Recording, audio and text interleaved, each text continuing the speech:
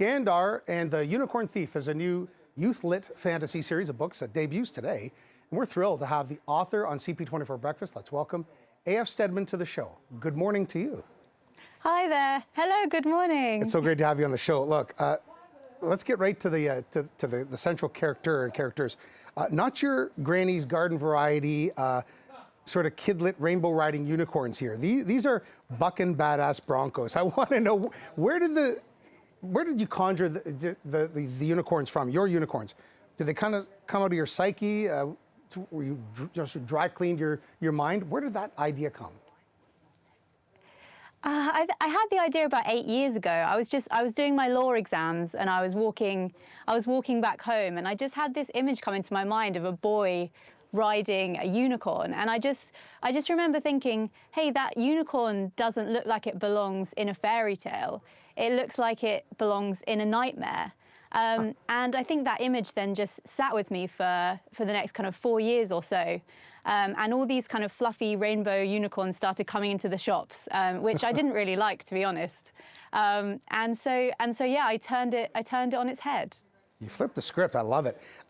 So you touched on it, AF. You left a law career to write the Skandar trilogy. What compelled this really intrepid career shift? You know, when it comes to this genre of creative writing as well, with the law, is there any crossover in sort of style and discipline and scholarship?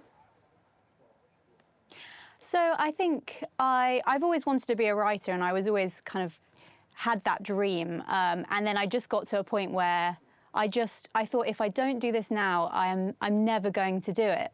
But I think there is a crossover in terms of discipline in writing the book. You know, you have to deliver your manuscripts on time to your publishers, and also words as well, using words persuasively and that kind of thing. Whether you're persuading people unicorns are really bloodthirsty, or you're in a court case, I think there are some similarities. The art and science of persuasion, indeed. So as a young person yourself, you're not too far removed from the age group that's really at the core of your stories. Do you write for an audience, or do you write for you?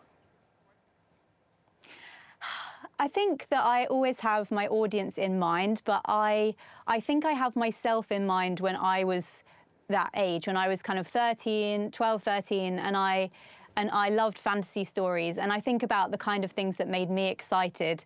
In Skandar, there's elemental magic, which I would have loved as a child, and there are sky battles between unicorns riders, and they're kind of racing in the air. And I think I love those kind of adventures. And I think back to what I read and what I read with my brother, and that's kind of who I write for.